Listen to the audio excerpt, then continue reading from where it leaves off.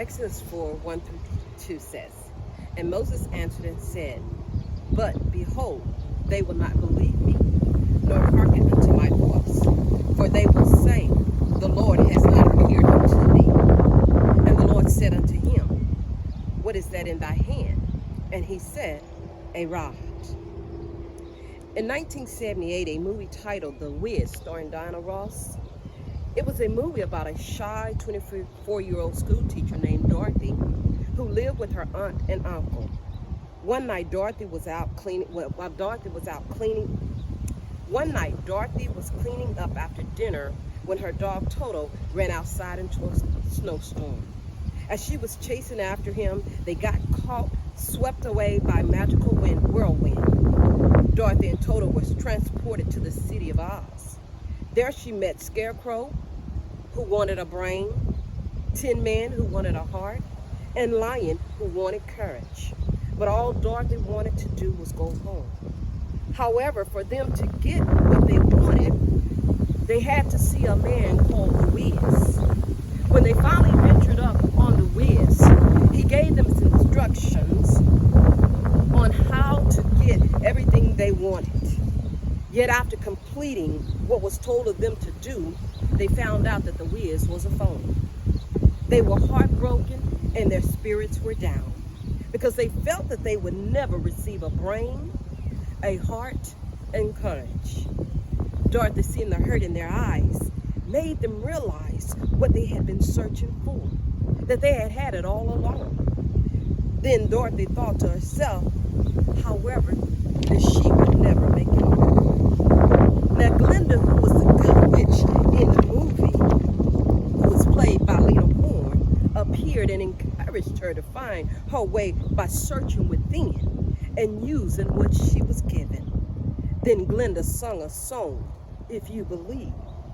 However, the ending of that song goes, I believe in you. The title of my sermon today is, I Believe in You. Exodus 4, 1 through 2, you see, it's a conversation between God and Moses. And I can only imagine with the responses Moses was telling to God that he did not believe in himself. You see, Webster Dictionary describes believing in yourself as having confidence. Confidence is a crucial element in the formula for success. Without it, failure looms over the horizons of our future. Church, stepping out into this new era of ministry over this past year dealing with COVID-19 has taught me to be humble and to trust in God. As a nation, we have had our ups and downs, yet we can still say thank God for the many blessings. With God's help, you see, he's moving us forward to the next level.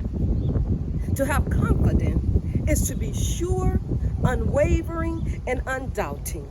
But to be sure, there must be assurance. It was on the mountaintop when Moses was told by God at the burning bush to go before Pharaoh and demand the freedom of his people.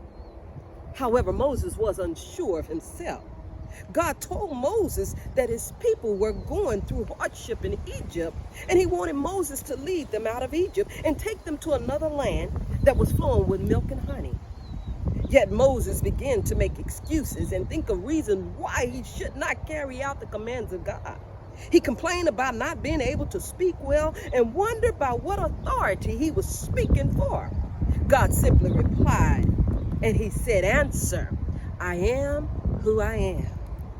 Moses, the one that is acclaimed for his courageousness and vision, again was unsure of himself. Moses asked God, what should he do if the king of Egypt and his people did not believe that this divine conversation took place?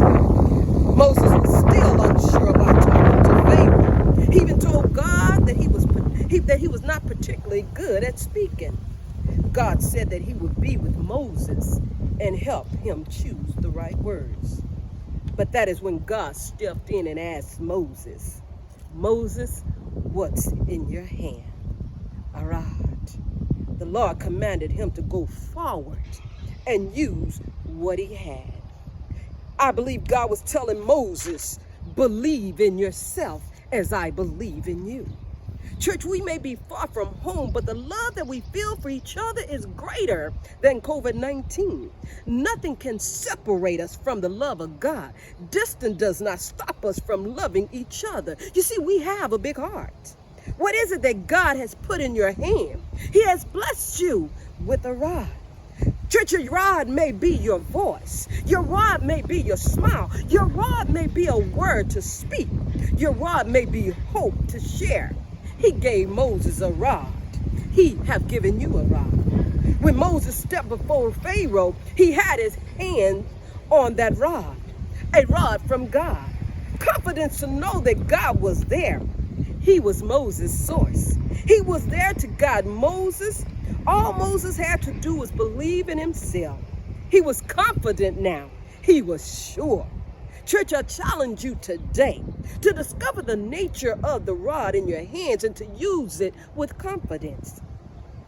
Moses used his rod to challenge the powers of Egypt. He used his rod to roll back the Red Sea. He waved his rod and God provided food on Israel's table.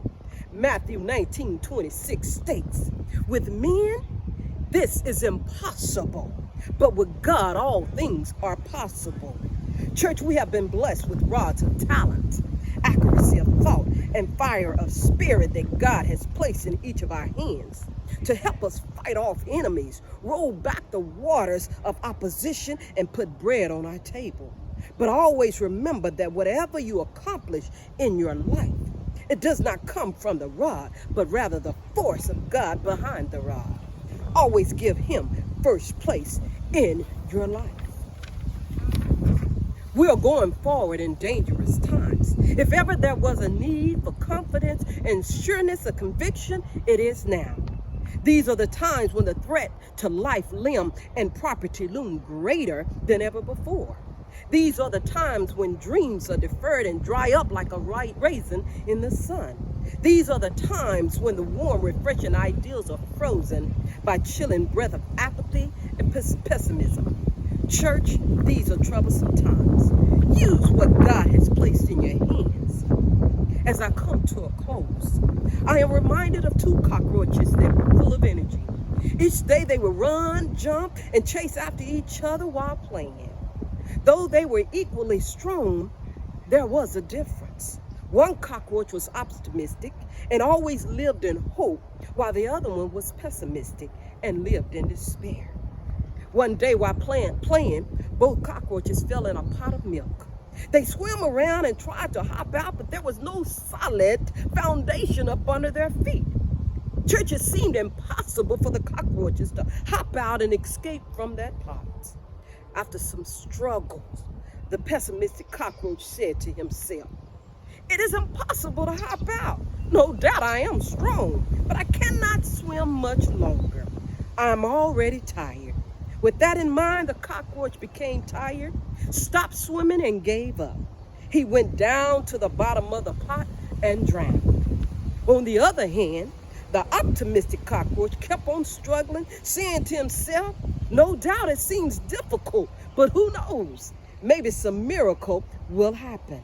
If I swim just a little bit longer, something good might happen. It is a question of only a few minutes more, and then I will be out of here. Hoping for a miracle to happen, the second cockroach went on swimming. His constant leg movements churned the milk. It turned into a heap of butter. The cockroach was able to jump on the butter and hop out the pot. Positive thinking saved the life of the cockroach. Church, the moral of the story is nothing is impossible if you do not give up. Believe in yourself because God believes in you. Remember what is in your hand. With God, all things are possible. Amen, amen, amen.